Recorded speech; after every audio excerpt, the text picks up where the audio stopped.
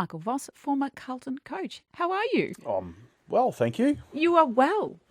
Well, I am, yes, a little bit of a break. Not a long one, but yeah, had something of a rest and looking forward to getting back into the swing of things. What was the first thing you did?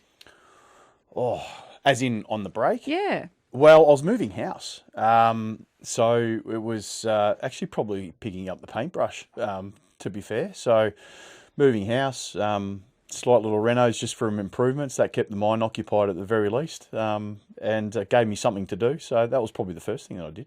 Have you missed footy? Oh, I have. I'll always miss the job. I mean, it's one of the hardest parts of the job was actually or making the decision about whether you kept going or not was that it wasn't just about sort of probably saying goodbye to coaching Carlton. It was actually probably saying goodbye to coaching, and that's probably a more significant decision to make. So you can imagine there's a few sleepless nights in that. So other than that and having to worry about the latest tax reform, we've been going okay. Like the little drive-by there. So you've been going okay, but how have you felt sitting back and watching the club win 5 straight?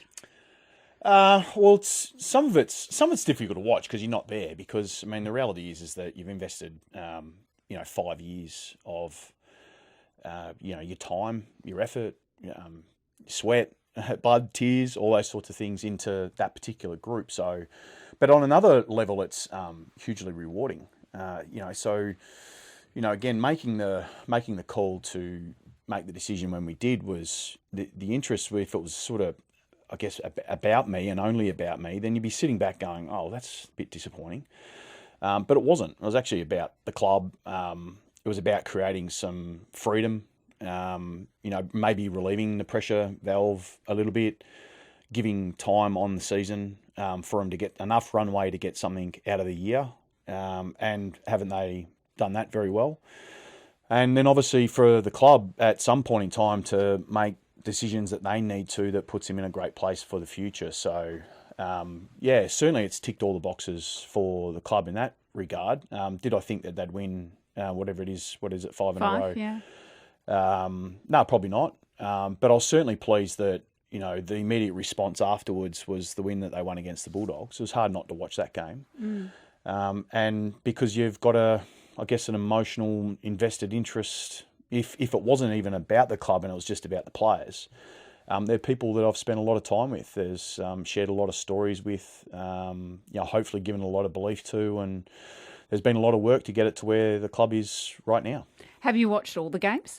No, I haven't. I was away last week, so I missed probably the last 2 games.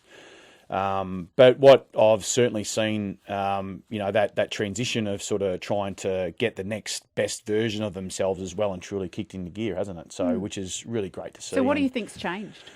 Well, I think not protecting the scoreboard's changed a lot. I mean, we can make it about what we tend to do is, as industry observers, when we don't have, I guess, enough information, is we tend to sort of want to answer that question with an X and a no. We want to give it a reasoning behind what's changed. What's the new game model? What's the new game plan? So we want to sort of solve it through that one. Whereas I think this one's sort of a bit beneath the surface. And there's no doubt that throughout the early parts of the year there was protecting the scoreboard. Probably going a bit tight at different times throughout games. I think we've got to acknowledge that. So maybe the call to step away and be able to take that pressure off has just given them a little bit of freedom. Maybe the scoreboard hasn't been as important, and I say the outcome is always important, but the process has become a little bit more important than necessarily just the outcome, which has given them the freedom to be able to play the way they want. And then, of course, off the back of that, well, you get confidence, you get belief. You start taking more options. And so it becomes this really sort of intangible one that I think a lot of people will want answers for, but they actually probably won't get one. Do you feel a bit jealous when you watch them? No, I don't. Not at all. Because I think if you, again, go back to the intention of if it was about solely me, then I think you'd be walking away and sort of being a bit disappointed, but it wasn't. The intention of it was to create the space needed for the club, and I felt really strongly on that at the time. Communicated that back to obviously everyone at the time as well, was, well, this gives space, and space is the thing that was most needed at that particular time. I think what I've underestimated, though, was maybe the focus on the coach. I didn't give it enough credibility in what maybe the players were feeling through that period of time as well. Like, how were they feeling about all of that? Or do you think you were made a scapegoat for their performances? No, I don't think that at all, because the choice in the end was for me to step down. So, I felt quite strongly at the particular time the best way for the club to move forward was for me to be able to step down and step aside and give the opportunity for the club to be able to make some long-term decisions. So the immediate response has been emphatic from the players. So, if you're sort of sitting here and saying, what am I champion? I'm champion. They play off in a wild card or finals or whatever they do. I mean, that's quite a realistic. Do you think they'll make it now? I think it's realistic, but I don't want to. My job wasn't coming in here today to be able to create higher expectations on them. It was to, I guess from my perspective, was just sort of acknowledge the, incredible growth that they've shown over the course of the year, maybe update a few people with what I've been up to, and then, everyone sort of starts moving on. Do you think Josh should stay? Oh, well, he's going to stay like because, at assistant, he's in a really interesting, I think everyone's sort of had the commentary on it at this point in time, haven't they? It's about whether he gets the right to do that or not. I think you've got to separate a little bit into two different categories. There's sort of the interim coaches, and some people have probably a philosophy around that, whether you should have it or you shouldn't have it based on being an interim coach. And then there's probably the different circumstances, which is what. But when your results are so strong, today. That's right. Like, would you be surprised if he wasn't there next year? No, I would be. I think the only reason you don't entertain it is that maybe there's a fear of a recurrence of it not working in the past, because so therefore we don't go for it again, possibly. Whereas that's what I mean. That you got to separate in two categories. There's the interim coach sort of philosophy, and then there's this sort of then there's the circumstances that are presenting themselves now. And I would have thought, from looking from afar and from some of the results that are happening, I'd be surprised if at a minimum he wasn't put through the process at the very least. And that'll be a really difficult answer to even come to, should they keep going along on would you this be happy direction. to see him coach the club next year? I would be. I mean, it's not for me to make. I think that's would be well and truly clear on that. That's for Graham Wright and Chris Davies and Carlton Football Club. That's not for me. Yeah. Well, what about you and your relationship with the players? Have you been in touch with them regularly, or do you sort of step back now and say, okay, off you go? Well, I thought in the interim it was important to touch base with every single one of them before I left, because it was, I got to speak to them, but I was pretty much in and out the door. You got to remember, they've got a job to go do. So when you walk out the door, they've still got to go do their recovery and got to go do their training. And so I never really got a chance to be able to sort of walk around the room and just shake their hand and say thank you very much. But what I did think was really important was, at least on some level, touch base with them to express my gratitude for me being able to have the opportunity to coach them, but also touch base with all my staff who I've worked with really closely, and I've got great admiration for all of them. I think they're a wonderful group of people, and so I've sort of tried to do that, but I've also been really conscious that to step away, give space.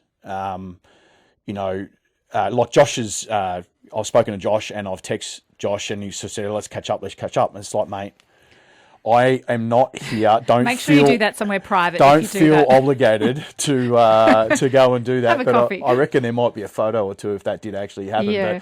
But I just think they've just got to get on with the job. They're firmly focused in on what they need to be able to do next week, and I'll catch up with the guys as they go across the year. But I don't see that as a matter of urgency for right now. I was going to talk to you about the mental pressure coaching brings. And I know all coaches are well remunerated, right? And so you're paid well to do the job. But there's something particularly like, I can't imagine what it's like in Melbourne when you're going through a season and things aren't going your way. Like, the level of pressure, how do you compartmentalize that? And how do you go out every morning and kind of get your coffee when you see the headlines and read what people are saying about you online? It must be hard.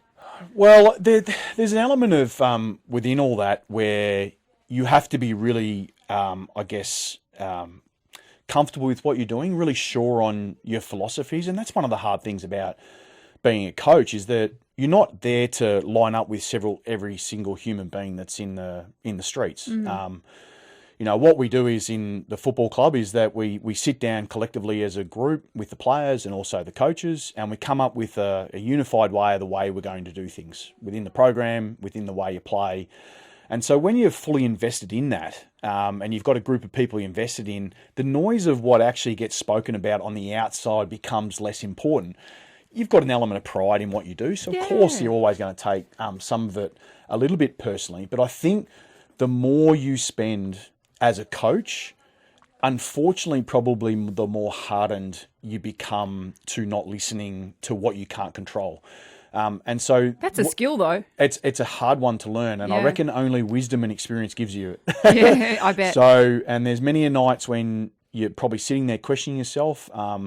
But why that's really important is because when you walk in the next door and you have to look at 45 players in the eye, you have to lead a club and an organisation and be able to go out there with a message when the world is looking in on you and judging in on you, and to be able to give great clarity and be really calm. And not sort of overreact to the situation emotionally, that is a skill. But you've got a decision to be able to. You've got a decision on how you want to show up, and I've always been really big on that as a leader. Is that it's on you how you show up, and despite all the things that are actually going on, you can still lead in those moments when they need you most. There was a real estate agent who wrote, like, will this house sell quicker, last longer than Vossy on the market? And people were writing, like, sack Voss on the back of cars and on the street. Like, that's hard. Yeah, that's pretty harsh. Especially when you can't help not make that about just you. It's actually about your family. And that's, you can probably take as many bullets as you want as an individual, but it's the ricochet that does the damage. So what was the toll on your family? Well, it's just more that they've probably accepted that they don't know anything different. They've known me only as the performer and only as the coach. So they've had that element of scrutiny, and you got to accept that the job's not easy, but it's also the job you accept you take on, and the job is a lifestyle. It is not just being able to sort of walk in and say that you're actually coaching, because your whole family's invested in on the journey. What is your relationship with the club now in terms of the executive? Do you all get along okay? I actually don't know, because I haven't been back. I haven't spoken to anyone, so I wouldn't have a clue. I can only assume it's okay. No, I don't. I haven't walked away bitter, angry, anything. Like it was, it was my time in the sun. I had my time in the sun, and now I move on. So it's now someone else's. So that's the way that I've looked at it. I will always be forever, though, that competitor that didn't get what he came to do. Yeah. So it's not walking away and sort of going, am I okay with it? It's walking away going, I didn't get what I came here to do. Change was made, yes. Transformation made, yes. Really positive direction, a lot of things. But ultimately, you're here to be able to play finals football and play it regularly and get that premiership cup. So that's something that I'll walk away, somewhat unfulfilled. And you'll never coach again? I don't think I'll coach again. I mean, you never say never, do you? But it'd be a pretty emphatic no. I mean, I always thought coming into doing this job in the really long-term plan that this would be the last coaching job that I did. And so whenever that finished, that would probably put a full stop to that part of my journey. And then I looked forward to doing something else. When you made the decision on the day, did you jump the fence to avoid the media? Yeah, I did. I had a bit of fun on the last day. There's actually a little bit of carry on, but I sort of thought, actually the funnier one I thought was when I came out of the Icon Park, one of the journalists had actually tracked us and followed us. And because obviously he was sort of looking to see whether he'd get a picture of some sort. I'm never sure why the relevance of that, but anyway, social media, blah. Yep. So Zach Kennedy, who's our football manager, was driving me, and I'm instructing him as he's following. It was like, I was saying, go left, go right, stop, go around the corner, park on this corner. And so I had a bit of fun. He goes, mate, you're going to get me arrested. Well, this is like when you arrested those young kids with the machetes. Don't worry about it. I'll talk to the policeman. And so I was having a little bit of fun there at the end. But yeah, in a day that wasn't necessarily a lot of joy, I had to try and find a little bit of a laugh somewhere along the lines there, but a little bit of gamesmanship just across the whole over the day. fence. Yeah, over the fence and dodging through the back streets of Carlton and trying to get away from the journalists. But no, it was just a little bit of fun in the background of what was probably ultimately, in the end, a pretty serious day. And in the future, so you're going to be doing some special comments with Fox, so that'll be tomorrow night. Yes. But you also want to write a book. Yeah, I think in the next 12 months, I'll say it now, given the fact that it probably commits me into it. But yeah, look, I've sort of thought about this for a period of time. It's not going to be a book that's, a tell-all book or about my career or anything like that. It's, I've been fortunate to be in a leadership position and lead teams for, a long period of time. So it's probably just more my observations around that, what are about high-performing teams and things that I've learned along the way. And share what those stories are. I've always felt, you talked earlier about what gets you through the hard times. I've filled out somewhat a diary or a reflection on a almost daily basis. And you did that on audio. You recorded 5 that. years. Yeah. So I always felt like it was 6 o'clock in the morning. I'd always, on the way to work, just dump my thoughts for the day. It helped me understand my own thoughts when you speak it out loud, and some of it's really crazy stuff, and you sort of think, geez, that's crazy. That sounds quite weird outside. When I say it out loud, some of the things made completely perfect sense. It helped me move the day forward with what I wanted to get out of it. It was a really important way for me to be able to sort of self-manage myself through, coaching situations, what was being said. And it was just a really useful tool for me to be able to go, well, my story is not being written by somebody else. This is on me. I get to choose how I want to turn up. So what are the things that I can make a difference today when I turn up? And so I always felt like I wanted that on my boot, not on somebody else's. And even reading through a lot of those things from some of the early days when I started, in the first few days of coaching Carlton, and now sort of seeing what that is and reading all those entries, I'm thinking, geez, what am I not going to write here? Because there's just such a lot of gold that I've actually learnt over a long period of time through, personal experience.